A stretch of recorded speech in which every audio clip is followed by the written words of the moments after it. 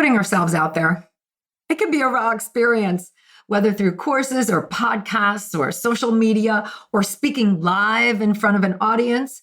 You are using your physical voice to get your brand voice across. I hear it from my clients all the time. I hate the way I sound.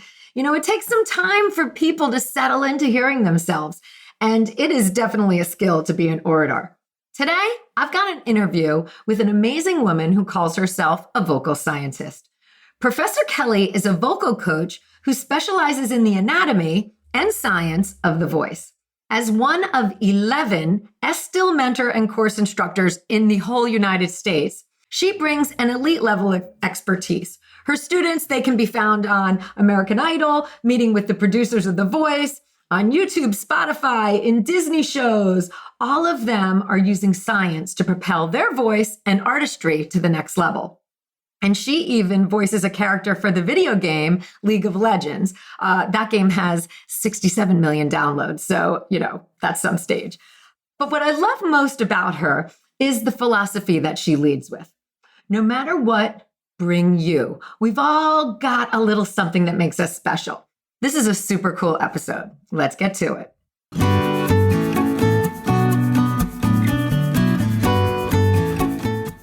You're listening to the Long Game Podcast with Sandra Scaiano. In a world where everyone is doing, it's easy to get lost in a sea of comparison, secret tricks, and promises of overnight success. The long game is my approach to business.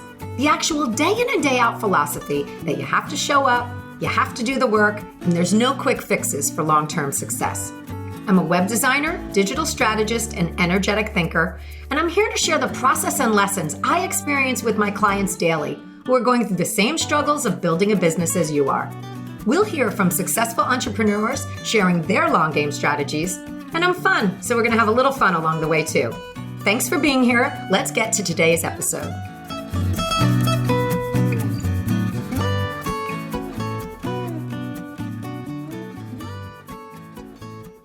So today we have a very special guest who is a vocal coach.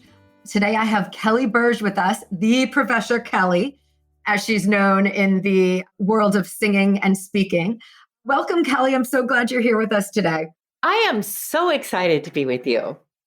Kelly and I get to talk sometimes. So, she is full of stories and full of information. And on one of our calls, I just said to her, I was like, you got to come on because we're all creating content here. We're entrepreneurs and we're doing Facebook Lives or Instagram Lives and we're creating our courses and our podcasts. And I know one of the things I hear all the time from the clients I work with is, I hate my voice. So I was like, Kelly has to come on and give us some tips. Let's start there. Tell us, first let's start with, tell us a little bit about who you are, your training, who you work with, and then we'll go into some things that we can do to love our voice a little bit more. I would love to do that. I am actually a vocal scientist, and I teach voice from the standpoint of anatomy and physiology and acoustics. And that sounds really not very exciting, but it's super exciting. 30 years ago, I met a woman by the name of Jo Estill. And so since that time, my whole world has been turned upside down. I was a singer and a musician, but I had been trained in opera and I could do like one thing, and that was opera. And I wanted to do so much more. It was back in the day of Pat Benatar, and I wanted to be Pat Benatar and, do so much more. And so then I met Jo Estill. She turned my world upside down and really worked with me from the standpoint of understanding all the moving parts of your voice and your larynx and the acoustic results that they produce.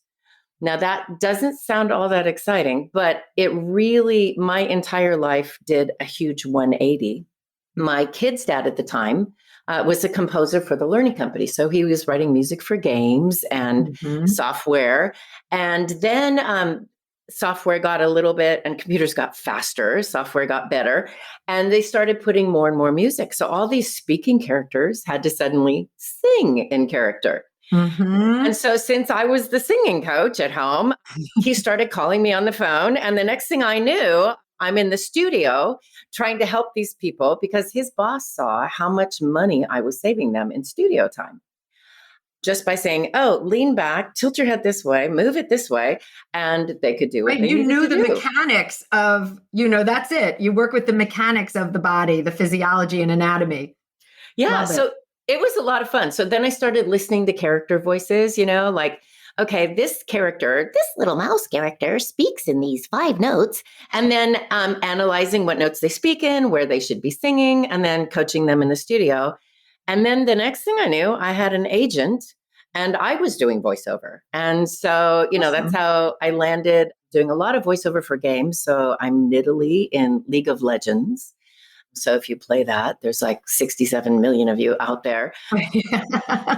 And that was not at all on my radar. I was just going to Like, who sing. says I'm going to voice a game? Yeah. But, one thing led to another, led to another. Mhm. And so, so then I started teaching all of this at the college level, started teaching students. It was singing and speaking. And so, a bunch of my singing students landed jobs like with Disney and Universal, and they were meeting with the producers of The Voice and American Idol, and all because of science. Right. So it's some pretty powerful stuff. That's awesome. And I love also your openness to just say, let this take me where it's going to go, right? It's not just, oh, I don't know how to do that, or I'm not let it take me. I mean, that's really, we can't always plan where we're going to end up in our careers and with the work that we do. So I love that you're open to all these new ideas and these new ways. And it gave you longevity in what you're doing. So, and a lot of fun. yeah. It's just, it's been exciting. I'm full of stories because I really love what I get to do. So that's half the fun of it. But most of us, when it comes to podcasting and speaking, don't like the sound of our voice. Right. Totally. I hear it all the time from my clients when it's their first time recording something, their course, or I ask them to go live. And besides being nervous about the camera, let's say, they're like, I hate the way I sound. And that's really common. And in fact, it's universal because our voice sounds different going through a microphone than it does inside our head. It's just something we call bone conduction. So your skull conducts sound through your head to your inner ear. And so every time you hear yourself speak, there's this extra speaker inside your head adding a different sound to your tone. So when you hear yourself recorded, it's different. It's foreign. It's like, wait a minute, I should know that voice, but it's not me. And so if you have that reaction, welcome to the human race. It's just, right. It's universal. But there are things we can do to make it more pleasant. You can get used to listening to yourself. That's a big thing. I was going to ask that, right? Like, do you recommend that people just go out and record? Like, you've got to, we have a saying of like, you've got to make 100 videos and then, to kind of get over it. And so is that one of the pieces is just doing it, right? Oh, absolutely. Just do it and get used to listening to it. It was strange the first time when I started doing commercials, I'd be driving around town and I'd hear something on the radio that was me. And it would take me a minute to go, oh, wait, that's me, because we don't necessarily recognize ourselves because of that extra sound that bone conduction adds to your sound. But it doesn't mean you're not effective. And that's where, there are certain principles of effectiveness that need to be there for us to communicate. And so it's interesting. Some things where we think, no, that's not going to work. Another person will listen to it and say, wow, you have a voice of velvet or something else, Right. Or it was so energetic. I love your voice. You bring so much to it. And it's like, really? So if you fall into that category, you're just absolutely normal. Best thing you can do is keep doing it. But then there's some principles of acoustics and science that you kind of need to be aware of. And if we can work within those limitations and understand them, you'll actually be a lot more effective. So give us a couple. Like, does it have to do with our equipment, or is it really all sitting up straight and projecting? Well, I wouldn't recommend sitting up straight, and unless that's how you feel most energized and most yourself, you really want to get into a spot. I mean, sitting up straight is fine if that helps you, but that's not going to do the work for you. what the human brain really craves is variety when it comes to tone. Mm-hmm. And so most of us, we are such a visual society. Sometimes we forget that our voice really carries a huge amount of emphasis. Albert Mehrabian in the 1960s did this experiment where he had people speak one word and then they rated their reaction to that word and came up with a formula called the Moravian Principle, which says that only 7% of your communication is actually your content. So Now, interesting. isn't that weird? So it's not saying that content doesn't matter, because you Right. better have some good content, right? Right. If you're Right. going You to got to always have it to back up. Right. got to have something to say if you're going to say it. And then 55% of the communication was something that was visual. So facial gestures or body language. Well, if you're a podcaster, you're not getting 58% of your communication. That's really important to know. And then 38% is tone of voice. So I don't know. I wish Albert Mehrabian would have done a study on podcast, without the visual. But we do know it would be easy to assume that when it comes to podcasting, our communication, the tone of your voice is incredibly important. How you speak. Totally. And we all pick up on that naturally, right? Like we all can say that person's reading, or, you know the difference when someone is inflecting in their voice and putting emphasis on words versus just reading a script. And I think that's really one of the ways we can tune into that. Yeah, because sound is interconnected with our autonomic nervous system. That's why we have fire alarms, right? You don't have an alarm, that is a visual cue with a little note that says, please exit the building on it. There's an alarm that goes off because we respond with our nervous system to sounds. And that's why, a mother will not just only touch her child, but talk, right? Soothing voices. So the sound of a voice can either put somebody in a state of alarm or create a sense of trust or friendliness, right? So it's really crucial that we remember, oh, yeah, I'm painting a picture with my tone. Mm-hmm.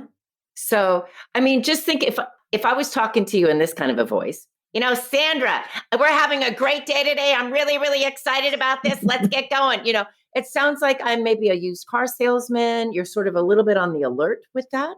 Right. And that's one of the frequencies that if we increase it as a speaker, it creates agitation in the listener. Mm-hmm. So, all right. So let me ask you then. So it's really then you're saying is an awareness. If you have, let's just say, an abrasive voice, okay, I'll just call it that. Can you work to slow yourself down, calm yourself down? Like if your natural is,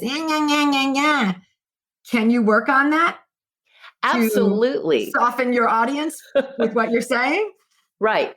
Because we train as singers to actually use that. That's how we make some really, really cool Kelly Clarkson kind of sounds, and other artists as well.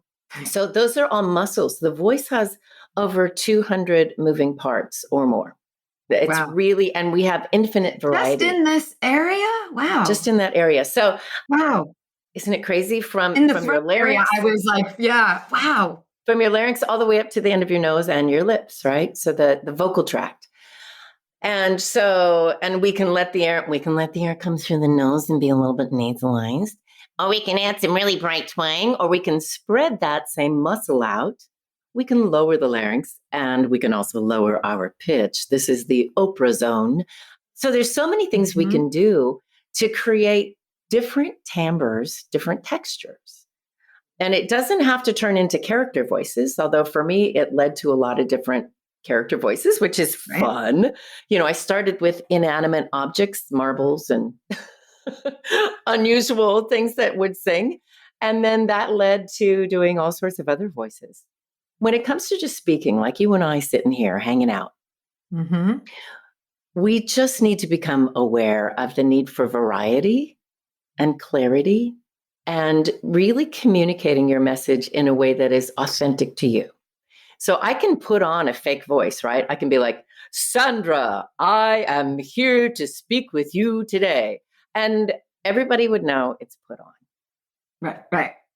So it's learning to work with what you have and who you are and your authentic message. And then Love it. most of us, if it's an abrasive sound, it's typically only one or two little muscular structures that need an adjustment. It's not like we have to do a massive overhaul. Right. Awesome.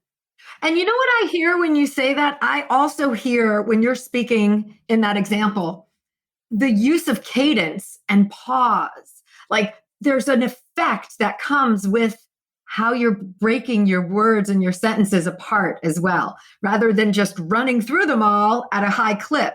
So I think there's the mastery of that cadence in your speech helps to get your point across, helps to put emotion through, all of that. That cadence, yeah, it's in the voiceover class that I was teaching at the college. We talk about it as headlines. So if you look at a page of script and there's no headlines, there's nothing underlined, it looks like a big textbook. It's so daunting, you're not even going to start reading it. We're put off by it. But often that's what we do with people when we start speaking. We just start rattling off all the facts about our topic of interest, and we just keep going and going and going. And we get kind of stuck in this monotone sort of voice, and we talk and we talk and we talk and we talk and we talk. And people don't know what to listen to. Mm-hmm. So in essence, you really need to slow down every once in a while when it comes to your headlines. So a headline is an important phrase. In commercial business, it's the name of the company. It's saying, here we are with Sandra, and we are going to do an amazing podcast talking about how we can be entrepreneurs for the long game. That's like a headline. Mm-hmm. And then you and I can sit back and talk because it's all about the long game. Like that's where you give your listener hooks to hang on to. Mm-hmm. We know what to pay attention to. And it doesn't mean that we can't say things like or pause, mm-hmm. because all of that is human. Right, I think if you start getting paranoid about having to speak in complete sentences, every single sentence, without an or an and or any of that, you're really not going to sound, you're not going to sound human, and then you get scared.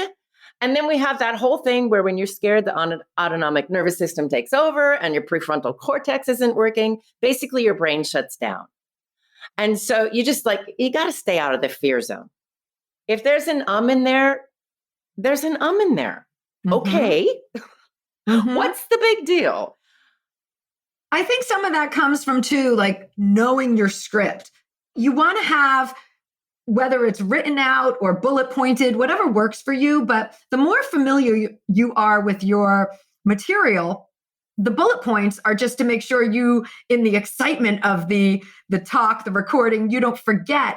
But it's to prompt you to then speak freely and flowingly about what your topic is. So that's why I don't mind the ums. I don't mind all of that, because that means I'm really getting the information across the way that I know it. If I don't have those knows in there, I'm reading something. Exactly. It's like because I don't write But that's how you think. That's how you talk. That's who you are. It's authentic. It's okay. And I just had It's how we think. It's our pauses, and so let those things be in there. Don't panic about them. When I was doing voiceover for commercials, there's a prompt, right? So you're reading off of a TV screen in a studio, and it feels very sterile.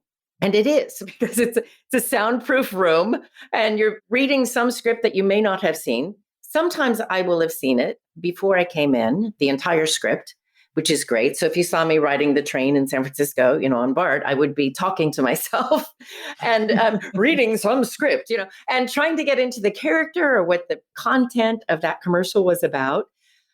But when it would come up on the screen, sometimes doing games, they'll say, yeah, there's 400 lines. I'm like, okay, that's a lot of lines. I'm not going to memorize all of them.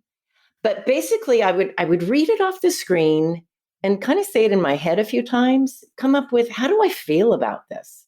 Mm-hmm. Because that's what really communicates human emotion. And you have to make a decision. How do you feel about what you're saying? Are you happy about it? Are you really serious about this moment? Is it frightful? Is it a moment of surprise? Like think through basic human emotions. How do you feel? And let your feelings about that text come across. That way your listener knows, do I feel the same way? I think I do. Or maybe I don't. But it gives people a cue, something to listen to. I also want to mention the going back to what we talked about with the test that what's his name that he did? Oh, Albert Mehrabian. Yes, Moravian. There you go. Even if you're doing audio, I find when I record my podcast that my arms are moving. I am moving, I'm smiling, I always say that that's still that energy comes through. It's something, I used to laugh like I'm smiling while I'm writing this email. And that would be like the other person could sense that at some point. I'm putting it out to the universe. And so when I'm recording, I find I still am animated, even though I'm sitting alone in my area recording at my desk. My arms are still moving. I'm talking through what I want to get across.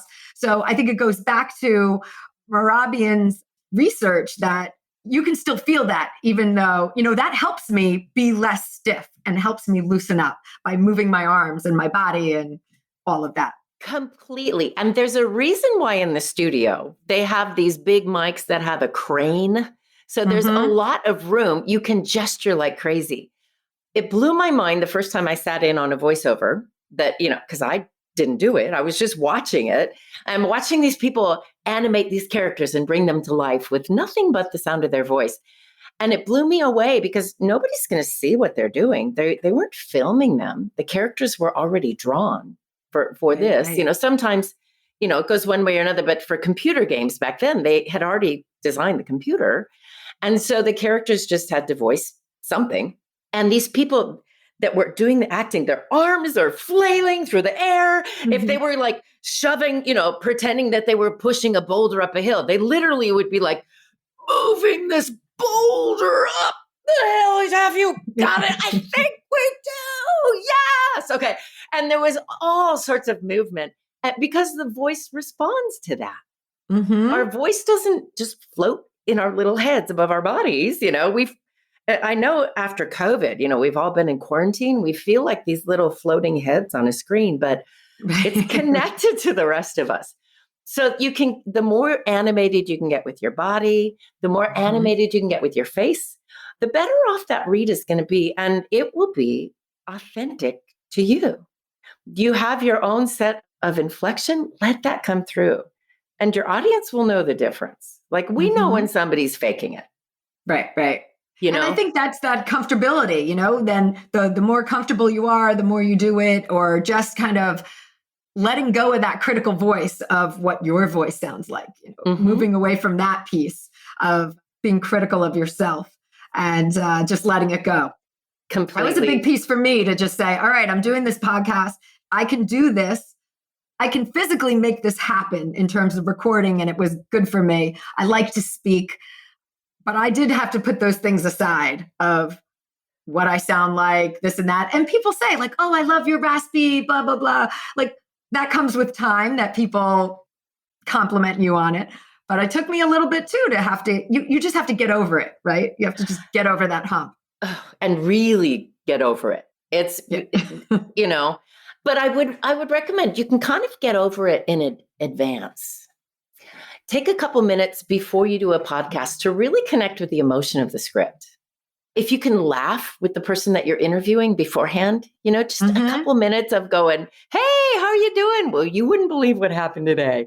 And just kind of get your energy up so that can come across in the podcast. It can help you plow through the initial awkward fear that often happens with an early podcaster for the first few minutes of that script. So that's good. Don't be afraid to laugh. Or if it's a really serious script, take a minute to really digest. Today, we're talking about very serious issues. Get into that mode of emotion because it's human emotion that connects. If all we wanted was content, we would grab a book or a magazine or a piece of paper and read it. We really want to hear it through the voice of someone else. We want to hear their experience, that human side. And that's what your voice brings to your content. It brings the human connection. That's great. I think though, like now I'm at this comfortable level. I'm just using myself as the example. But if I had to go stand up on a stage and do a talk or do a podcast episode live on a stage, like that would be a different scenario because we've upped the ante a little bit. And I know you work with speakers. What are some things that you work with on the voice? Like, is it different or is it really the same? Just get comfortable. Or are there different pieces that you do for getting up on stage and preparing? Because for me, it's like, okay, that's how do I overcome that nervous feeling, which I don't have right now. I'm comfortable doing this. I don't have that nervous feeling. But if I'm up on a stage, I have that nervous feeling. Oh, yeah. I mean, there's a difference between me doing a podcast sitting in my living room. And, and then the moment you step on a stage in Hollywood and there's 3 people out there with clipboards grading what you're doing, you know what I mean? And Totally. There's cameras and so preparing somebody for that's kind of like an athlete preparing for the Olympics. I mean, they're really, it's a brain preparation and really working through, do you have any trauma issues? Do you have any, what are the voices inside your head telling you? And there's breathing. You go that deep with someone, huh? Well, wow. If like it's a for trauma issue, wow. Yeah, well, if it's for something like, a live national competition, absolutely. Millions of viewers. Yeah. Right. So it's a little bit of therapy. Wow. I do work with a performance coach who is a therapist. And she's fabulous with kind of working people through their own issues. And then I will do like breathing exercises, things that you can do to calm the nervous system down and really get a sense of focus. And we kind of rehearse with the brain everything about that room. What's it going to smell like? What's it going to feel like? What's the temperature going to be? What are the sounds in the room going to be like? So that when you step into it, it feels familiar, like your living room. So we want to make, there's some preparation that you can do to make your environment feel familiar and safe, even when it's an utterly new level of competition or a level of performance. So that's there's a lot of preparation that goes into something like that. Yeah, because I mean, it's the next step for a lot of people to start speaking. And we have taken a step back this past year with maybe just speaking on Zoom, which you're in your home, so you're a little more comfortable, even though there might be 50 people on the screen. It's that environment that creates that energy of the stage and the people in the theater or all of that. I have some friends who've this year done TED Talks and things like that. And I'm like, wow, these in COVID, it was filmed versus performed in front of an audience. But I think, wow, like the preparation, that's a goal of a lot of people is to take what their knowledge is and get it up on stage, on a TED Talk stage. That's a big next step in presenting yourself. Absolutely. I brought in a TED Talk producer to my voiceover class to talk about how much work it was to prepare for that. And she's one of the top in the world, I was so grateful to have her presence, and blew me away how much time went into those 12 to 15 minutes, how much preparation, how much focus. And the voice is part of that. It's not just body language. But at the core of that, you want to go one level deeper. Why do you want to bring this message to the world? And if you can recognize the beauty of that as your gift to the planet, like I want to bring this to the world because I actually have something to give. I have something to say. And I think it's going to make a difference for your life. That's a totally different perspective. So then it's not just about me. What am I doing? How am I performing? Look at me, look at me. It's this is what I have to give to you. And it's really an act of generosity to kind of get over yourself. Like to say, right. This and you moment. just switch the tables, right? It's a motivation, a different type of motivation. It's coming from a different place. Wow. And I started to realize, for me, especially in a lot of the different settings that I had to sing or speak in or perform in, that if I got so nervous that it all became about me, I was really being phenomenally selfish Mm-hmm. because I wasn't delivering the message or the comfort or the hope or the happiness or the joy or whatever it was that I was asked by the universe, so to speak, to give in that moment. And so it's a really different focus. Your biggest act of generosity is to deliver your message in a way that can reach somebody else. And That's a wonderful takeaway, it's not about right? you. Yeah. Right.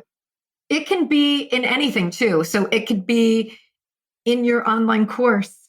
It could be on stage. Like that's a great takeaway for moving past your fear and moving Right. through it. Actually, it's moving through it. And to give somebody the gift of what sparks joy in you, like, Mm-hmm. okay, so maybe I'm really into knitting. And so I'm going to do a podcast about knitting and we're going to talk about things. How wonderful would that be then to give that joy to somebody else who needs to feel great about knitting Mm-hmm. or whatever it is, or singing, or that one moment that can make all the difference in how somebody feels and how their life goes. We all have our favorite songs where you go, ooh, I Mm-hmm. got through that time in my life with the groove of that song, like you hear it and you go, ooh, I'm back in 1994, Yeah, totally. that song brought me through. Well, somebody took the time to give that gift, Mm-hmm. or that podcast got me through. Those Mm-hmm. podcasts that you end up playing like 2 or 3 times over because it was so meaningful? Well, it's an interesting point that you're saying too, because everything has its audience, right? Everything Right. finds its own audience. So when you talk about those songs, I think about my own, okay, I listened to this, but not everybody listened to that. It spoke to me, but it didn't speak to everyone else because there were people who liked some other band so it really is about putting your message out there in whatever way that you do that so that you can emotionally connect with your audience. And it's everything we always talk about. You've got to take the step. You've got to start to put your message out there so that people can respond and start to follow. Exactly. And, I would say most people who go into podcasting are entrepreneurs, right?